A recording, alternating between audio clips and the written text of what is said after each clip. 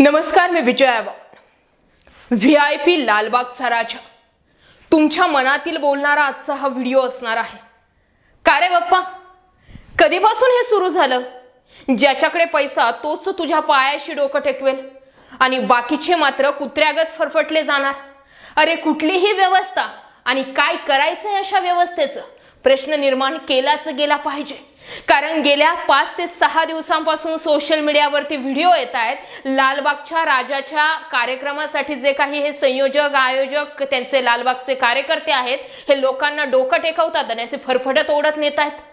अरे माणुसकी मेली आहे का तुमच्यामधली, असा प्रश्न निर्माण करावासा वाटतो का? झोपले हे तर सगळेजण लोक उगच नाही म्हणत की वरचे नीट असतात, पण वाईट आहे ती आपली सिस्टीम, वाईट आहे ती व्यवस्था। कोणीही व्हीआयपी आला की मनसोक्त दर्शन घ्या, पाया पडा। अरे 10 दिवसांसाठी येत असतात लालबागचे राजा आणि असंख्य लोक येत असतात। माहिती आहे तुम्हाला, त्या जे लोक ते फरफटत नेतायत ना आणि डोकं टेकल्या टेकल्या त्यांचा माथा काय ओढतायत, कपडे काय ओढतायत। अरे 10 दिवसांसाठी त्या ठिकाणी लालबागचा राजा येत असतो आणि ही जी लोक असतात ते तासनतास या लालबागच्या गणपतीचं दर्शन घेण्यासाठी उभे असतात। फक्त आणि फक्त इच्छा एकच असते की आम्हाला शांततेने डोकं टेकता यावं। आणि जर नाहीच ना तुम्हाला लोकांना डोकं टेकून द्यायचं तर करा, एक सीमित करून टाका, एक चौकट आखून टाका। कशाला लोकांसाठी दर्शनासाठी ठेवता त्या लालबागच्या राजाला? तसंही बघायला गेलं तर तुमची धनसंपदा कमवण्यासाठी तर हा बाप्पा तुम्ही एवढा मोठा उभा करत असता आणि लोकांनाही कळत नाही। अरे जो बाप्पा आपल्या घरात आहे तोच बाप्पा तिथे। आपल्या जीवाची जर किंमत नाहीये या लोकांना, किती लोक त्या ठिकाणी बेशुद्ध पडलेत, किती लोकांना पाणी भेटत नाही, किती घसरटपणा झालाय त्या ठिकाणी, आणि तरीही आपण उठसूट जातोय। हा विसरलात तुम्ही व्हीआयपी नाही आहेत।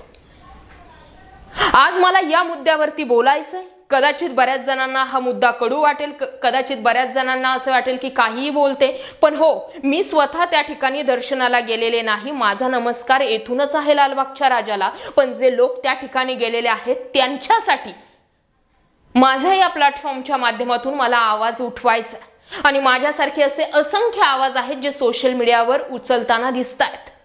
आज याच विषयावर बोलूयात। असं म्हणतात ना की देवाच्या दारी कुणीही आपलं परख नाही, लहान मोठं नाही, गरीब श्रीमंत नाही, पण हे फक्त देवापाशी, तिथल्या व्यवस्थेसाठी नाही। देवाकडे कसलाही भेदभाव केला जात नाही, परंतु लालबागच्या राजाच्या दरबारी यापेक्षा उलट दृश्य दिसते। तासन तास लांब लचक रांगेत उभा असलेला गणेश भक्त मोठ्या कष्टातून लालबागच्या राजाच्या चरणी माथा टेकतो आणि तेवढ्यात तेथील स्वयंसेवकांकडून अक्षरशः त्यांची गचांडी पकडून त्यांना बाजूला ढकलण्यात येते।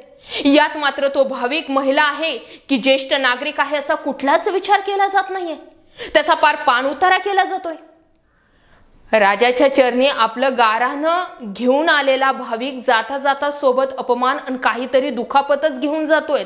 राजाच्या दर्शनासाठी आलेल्या गणेश भक्ताला असली वागणूक नक्कीच अपेक्षित नसते। स्वतःसाठी मागणं मागायला आलेला गणेश भक्त लालबाग मंडळाच्या पदाधिकाऱ्यांनाही चांगली बुद्धी दे आणि पुढील दर्शन सुखा समाधानानं होऊ दे हे मागणं देखील आता नक्कीच मागत असेल, यात शंका नाहीये।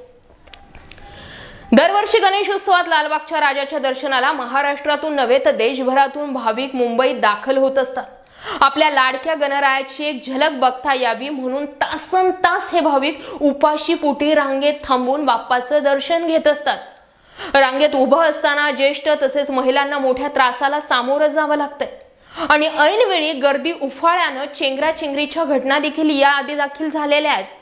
हे सर्व काही विसरून भाविक आपल्या लाडक्या बाप्पाच्या दर्शनाला उत्साहात मग्न होत जातात, परंतु दुसरीकडे मात्र व्हीआयपी आणि व्हीआयपी लोक एका मिनिटात बाप्पाचं दर्शन घेऊन मोकळे होतात, सोबत जखमेवर मीठ सोडावं अशा पद्धतीने रांगेत उभ्या असलेल्या भाविकांना अभिवादनही करतात। त्यामुळे लालबागचा राजा केवळ श्रीमंतांचाच आहे की गरिबांचाही आहे असा प्रश्न निर्माण झालेला आहे आणि तो प्रश्न तेथील असंख्य भाविकांना पडतोय। राजकारणी, चित्रपटातील कलाकार, उद्योगपती अशा अनेकांना थेट राजाच्या गाभाऱ्यापर्यंत अन मनाला पटेल तेवढ्या वेळ थांबून आरामात दर्शन घेता येतंय।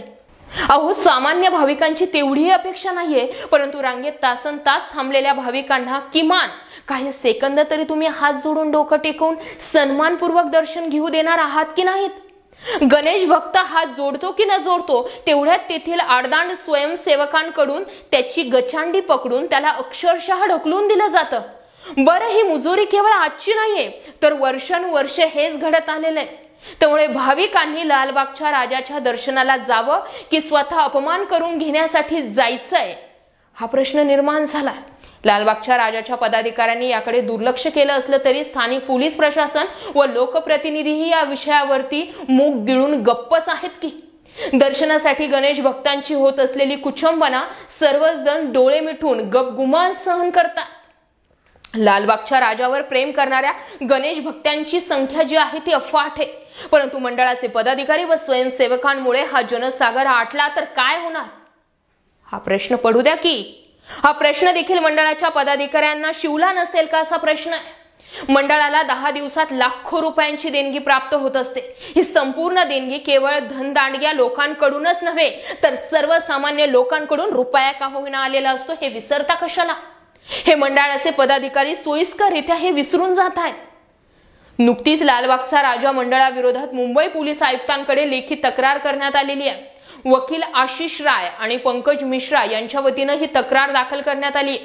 सर्वसामान्य गणेश भक्तांना दर्शन घेताना होत असलेली धक्काबुक्की आणि VIP लोकांच्या दर्शनासाठी करण्यात आलेली विशेष सोय याबाबत ही तक्रार दाखल झालेली आहे. VIP लोकांचे फक्त तळवेच चाटायचे राहतात हे लोक. अरे बाप्पा असा नाही आमचा, बाप्पा सर्वांसाठी सारखा आहे. दर्शनासाठी आलेल्या भाविकांच्या सुरक्षेसाठी विशेषतः महिला, लहान मुलं, ज्येष्ठ नागरिक कोणीही सुरक्षात्मक व्यवस्था करण्यात आली नसल्याचं या तक्रारीत म्हटलंय.